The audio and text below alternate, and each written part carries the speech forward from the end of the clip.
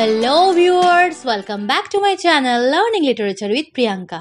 I am Priyanka Mukherjee, your English educator. আগের ক্লাসে আমি স্টার্ট করেছিলাম ক্লাস 11 এর সেকেন্ড সেমিস্টারের একটি ফোকটেল যার নাম the ghost Brahmin, written by Lal Behari Dey. গল্পটির হাফ পোর্শন আমাদের ভালোভাবে পড়া এবং বোঝা হয়ে গেছে, তাই তো? চলো আজকের ভিডিওতে আমরা দ্য ঘোস্ট ব্রাহ্মণ গল্পটির বাকি পোর্শনটা পড়ি। আগের ভিডিওতে আমি এই গল্পটির লেখক লাল বিহারী দে সম্পর্কে, ফোকটেল সম্পর্কে ডিটেলসে আলোচনা করেছি। যারা এখনও ভিডিওটি দেখোনি, ডেসক্রিপশন বক্সের লিঙ্ক থেকে অথবা আই বাটনে ক্লিক করে দেখে নিও। এই প্রসঙ্গে বলে রাখি, ক্লাস 11-এর সেকেন্ড সেমিস্টারের জন্য অনলাইন ক্লাস চলছে। যারা আমার ক্লাসে অ্যাডমিশন নিতে চাও তারা স্ক্রিনের উপর দেওয়া নাম্বারে হোয়াটসঅ্যাপ করো, সেখানে বাকি ডিটেলস বলে দেওয়া হবে। গল্পটির প্রথমের অংশে কি পড়েছি চলো একবার স্মরণ করে নিই। গল্পটি একজন গরিব ব্রাহ্মণকে কেন্দ্র করে। তিনি কুলীন ব্রাহ্মণ না হওয়ার দরুন কিছুতেই তার বিয়ে হচ্ছিল না। ধনী লোকেদের বাড়ি ঘুরে ঘুরে ভিক্ষা করে তিনি যথেষ্ট অর্থ উপার্জন করেন, কিন্তু বিয়ে হওয়ার কিছুদিন পর থেকেই তিনি চূড়ান্ত অর্থকষ্টের সম্মুখীন হন। সংসার চালানোর জন্য যথাযথ অর্থের জোগাড় করতে না পেরে সেই দরিদ্র ব্রাহ্মণটি মনস্থির করেন দূর দেশে রওনা দেবেন। সেখানে যেভাবেই হোক, যা কিছু করেই হোক, অর্থ তিনি রোজগার করে তবেই বাড়ি ফিরবেন। এই বলে তার কাছে অবশিষ্ট কিছু অর্থ সংসারের জন্য রেখে তিনি রওনা দেন। এই সুযোগে একটি ভূত ব্রাহ্মণের রূপ ধরে তার বাড়ি এসে তারই জায়গা অধিকার করে বসবাস করতে শুরু করে। চেহারার হুবহু মিল থাকায় ব্রাহ্মণের স্ত্রী, বৃদ্ধা মা, এমনকি পাড়া প্রতিবেশীরাও কিছুমাত্র সন্দেহ প্রকাশ করে না।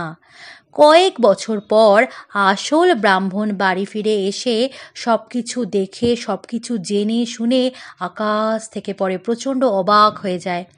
দুর্ভাগ্যবশত সেই ভূত ব্রাহ্মণ আসল ব্রাহ্মণকে বাড়ি থেকে তাড়িয়ে দেয়। প্রকৃত ব্রাহ্মণটি তখন কি করবে বুঝতে না পেরে ভীষণ অসহায় হয়ে রাজার কাছে শরণাপন্ন হন এবং বিচারের উদ্দেশ্যে যান। রাজাও এই বিচার করতে ব্যর্থ হন এবং প্রতিবারই আসল ব্রাহ্মণকে পরের দিন আসতে পরামর্শ দেন রাজা। আসল ব্রাহ্মণটি চোখের জল ফেলতে ফেলতে প্রতিদিন ফিরে আসেন রাজ দরবার থেকে। এভাবে দিন যায়, কিন্তু বিবাদ অমীমাংসিতই থেকে যায়। এরপর কি হলো? প্রকৃত ব্রাহ্মণ কি তার অধিকার পুনরায় ফিরে পাবে? ভূতটিকে কি বাড়ি ছাড়া করা সম্ভবপর হবে? চলো নেক্সট পার্টটা পড়ে নিই। Now it came to pass that as the Brahman went away every day from the court outside the town, he passed a spot at which a great many cowboys used to play. যেই পথ ধরে সেই গরিব ব্রাহ্মণটি প্রতিদিন রাজ দরবার থেকে ফিরত, he passed a spot at which a great many cowboys used to play.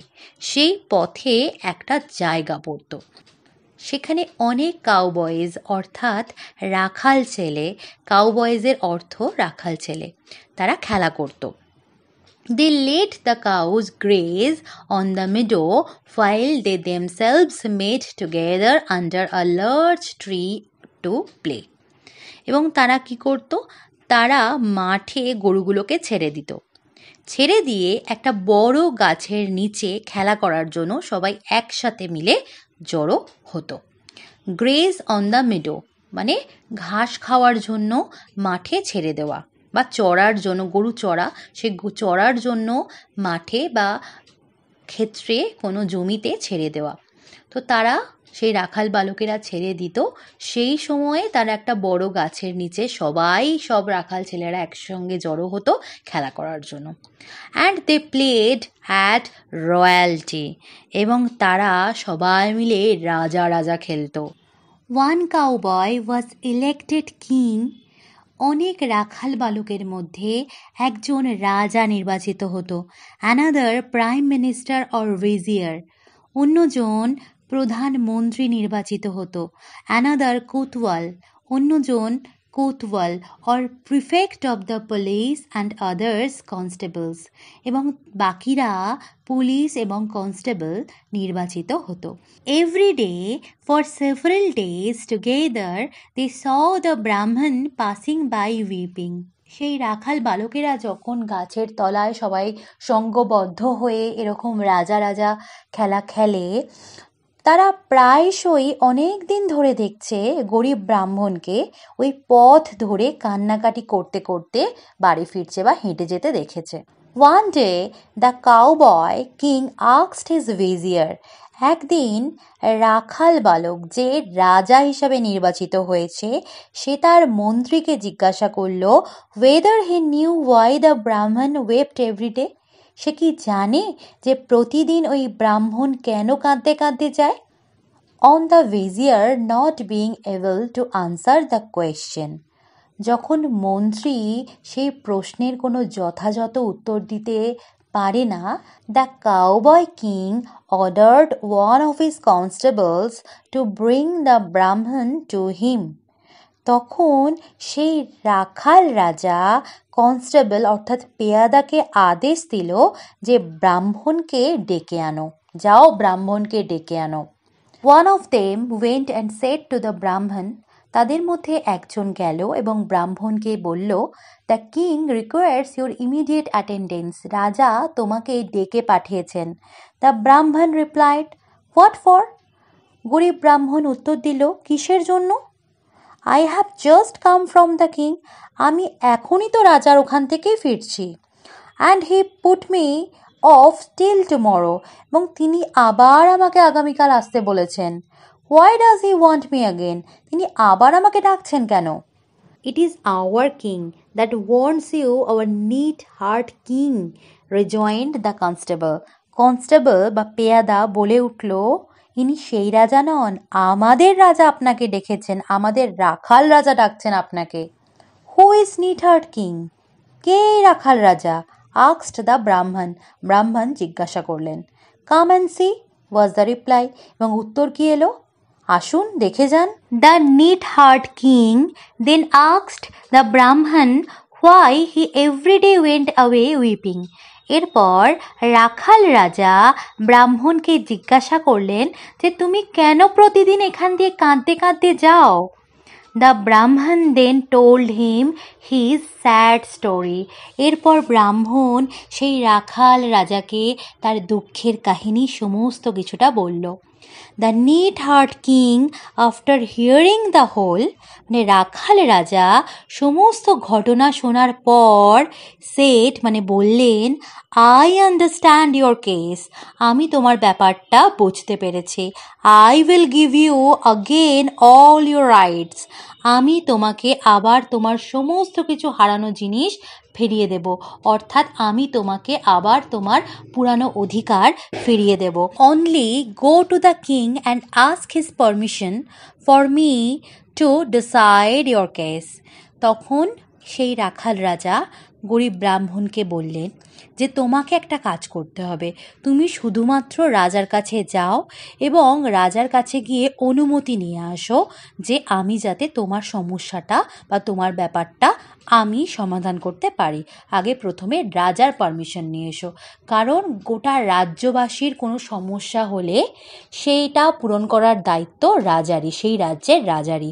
সেজন্য রাজার অনুমতি ছাড়া অন্য কেউ কিন্তু কারোর প্রবলেম সলভ করতে পারে না। রাজা অনুমতি দিলেই তবে রাখাল রাজা কি করবে? গরিব ব্রাহ্মণের সমস্যা সমাধান করার চেষ্টা করবে। দ্য ব্রাহ্মণ went back to the king of the country. প্রকৃত ব্রাহ্মণ সেই দেশের রাজার কাছে ফিরে গেলেন, অর্থাৎ সেই রাজা যার কাছ থেকে প্রতিদিন তিনি কাঁদতে কাঁদতে ফিরে আসেন, সেই রাজা যে রাজা কি করতে পারেননি, তার সমস্যার বা তার মামলার মীমাংসা বা সমাধান করতে ব্যর্থ হয়েছেন, সেই রাজার কাছে তিনি আবার ফিরে গেলেন and begged his majesty to send his case to the neat-hearted king who had offered to decide it.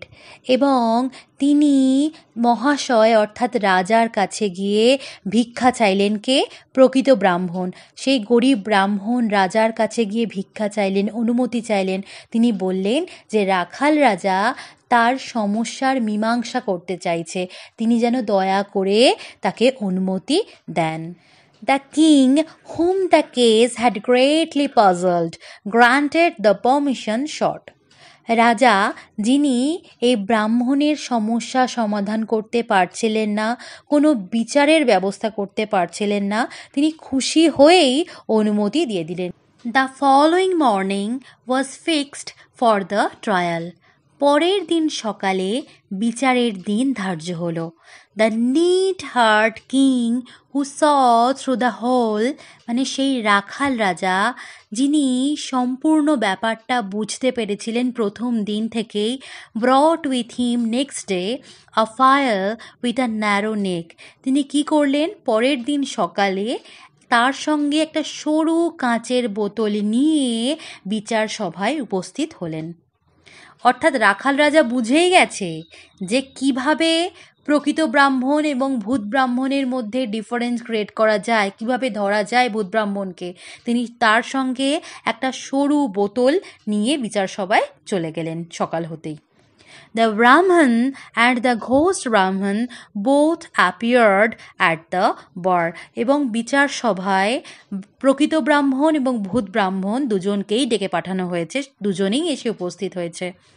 After a great deal of examination of witnesses and of speech making, the neat-hearted king said, সাক্ষীদের কথা শোনার পর, তাদের যথেষ্ট বাকবিতণ্ডার সুযোগ দেওয়ার পর, অর্থাৎ তারা নিজেদের পয়েন্টসগুলো রাখছে, সেগুলো সুযোগ দুজনকেই দেওয়া হলো। তারপরে রাখাল রাজা বললেন, well, I have heard enough, আমি যথেষ্ট কথা তোমাদের দুজনে শুনে নিয়েছি। I will decide the case at once, আমি এক্ষুনি এই সমস্যার সমাধান করে দিচ্ছি। হিয়ার ইজ দিস ফাইল, এই দেখো সামনে একটা সরু কাঁচের বোতল রাখা রয়েছে। Whichever of you will enter into it shall be declared by the court to be the rightful owner of the house, the title of which is in dispute. রাখাল রাজা কি বললেন? তিনি বললেন যে তোমাদের দুজনের কথাই আমি যথেষ্ট শুনে নিয়েছি, আমি এক্ষুনি এই বিচার সম্পন্ন করব। এখানে বোতল রাখা রয়েছে, তোমাদের দুজনের মধ্যে যে এই বোতলে প্রবেশ করতে পারবে সেই হলো প্রকৃত ব্রাহ্মণ, এবং সেই এই বাড়ির কি হবে? রাইটফুল ওনার হবে, মানে যথোপযুক্ত একজন মালিক হবে। মানে তোমাদের দুজনের মধ্যে যে প্রকৃত মালিক সেই ধার্য হবে, যদি সে এই বোতলের মধ্যে প্রবেশ করতে পারে, তাহলেই সমস্যা সমাধান হয়ে যাবে। Now let me see which of you will enter, এবার দেখা যাক, এবার আমি দেখব তোমাদের দুজনের মধ্যে কে ওই বোতলে প্রবেশ করতে পারে। দ্য ব্রাহ্মণ সেড, প্রকৃত ব্রাহ্মণ বলল বা আসল ব্রাহ্মণ বললেন, you are a neatherd and your intellect is that of a neatherd. প্রকৃত ব্রাহ্মণ তো একটু রেগেই গেলেন, তিনি কি বললেন ওই রাখালকে? বলছে, তুমি রাখাল, তেমন তোমার বুদ্ধিও রাখালের মতোই, তোমার রাজার মতো বুদ্ধি হতেই পারবে না, তোমার রাখালের মতোই বুদ্ধি, তুমি যেমন রাখাল। What man can enter into such a small fire, একজন মানুষ এই ছোট্ট বোতলে কিভাবে প্রবেশ করতে পারে বলো তো? If you cannot enter, said the neat-hearted king, then you are not the rightful owner. এবার রাখাল রাজা তো বুদ্ধিমান, ভীষণ বুদ্ধিমান, তিনি কি বলছেন? বলছেন যে যদি এই বোতলে প্রবেশ করতে না পারো তাহলে তুমি রাইটফুল ওনার হবে না, অর্থাৎ এই বাড়ির মালিক হবে না, তুমি তার মানে প্রকৃত ব্রাহ্মণ নও। What do you say sir to this? Turning to the ঘোষ ব্রাহ্মণ অ্যান্ড অ্যাড্রেসিং হিম, এবার তো এই কথায় রিয়্যাক্ট করলো প্রকৃত ব্রাহ্মণ। ঠিক আছে, সে তো বলেই দিল যে একজন মানুষ হয়ে ওই বোতলে, ছোট্ট বোতলে প্রবেশ করা অসম্ভব। এবার রাখাল রাজা ওই ভূত ব্রাহ্মণের দিকে ঘুরল এবং ভূত ব্রাহ্মণকে মহাশয় বা স্যার রূপে সম্বোধন করে কি বলল? রাখাল রাজা বলল, আপনার কি মনোভাব, আপনি এই ব্যাপারে কি ভাবছেন? If you can enter into the fire, then the house and the wife and the mother become yours. তো রাখাল রাজা ভূত ব্রাহ্মণকে বলছে যে তুমি যদি এই ফায়ালের মধ্যে বা এই বোতলের মধ্যে প্রবেশ করতে পারো, তাই ওই বাড়িও তোমার হবে, স্ত্রীও তোমার হবে, মাও তোমারই হবে। Of course I will enter the. দেখো ভূতের বুদ্ধি কীরকম, দেখো একেবারে বোকা বুদ্ধি, মূর্খ একদম। কি বলছে সঙ্গে সঙ্গে? অফকোর্স আই উইল এন্টার, অবশ্যই আমি প্রবেশ করতে পারবো, সেট দ্য ঘোস্ট, ভূত ব্রাহ্মণ বলল। And true to his word, to the wonder of all, he made himself into a small creature like an insect and entered into the fire. সঙ্গে সঙ্গে নিজের কথার সত্যতা বজায় রেখে সবাইকে অবাক করে দিয়ে সেই ভূত ব্রাহ্মণ একটা ছোট পতঙ্গের রূপ ধারণ করলো এবং সেই বোতলে প্রবেশ করে গেল। কিরম বোকা দেখো, ওকে ট্র্যাপে ফেলার জন্যই এটা করেছে রাখাল রাজা, সেটা বুঝতেই পারলো না।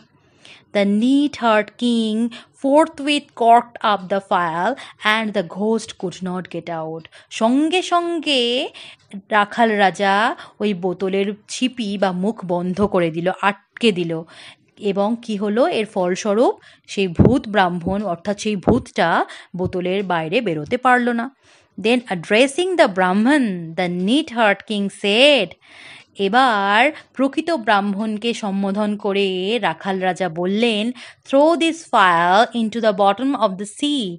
যাও, এই বোতলটাকে সমুদ্রের নিচে বা গভীরে ফেলে দাও। And take possession of your house, wife and mother. যাও, তুমি তোমার নিজের বাড়ির মালিকানা আবার গ্রহণ করো, তোমার নিজের স্ত্রী মায়ের কাছে ফিরে যাও, নিজের পুনরায় অধিকার নিজের হস্তগত করো। দ্য ব্রাহ্মণ ডিড সো, ব্রাহ্মণও খুব খুশি হয়ে সেটাই করলো। And lived happily for many years and begot sons and daughters. ব্রাহ্মণ কি করলো? বহুদিন, অনেক দিন সুখে শান্তিতে বসবাস করতে লাগলো এবং সন্তান সন্ততির জন্ম দিতে লাগলো।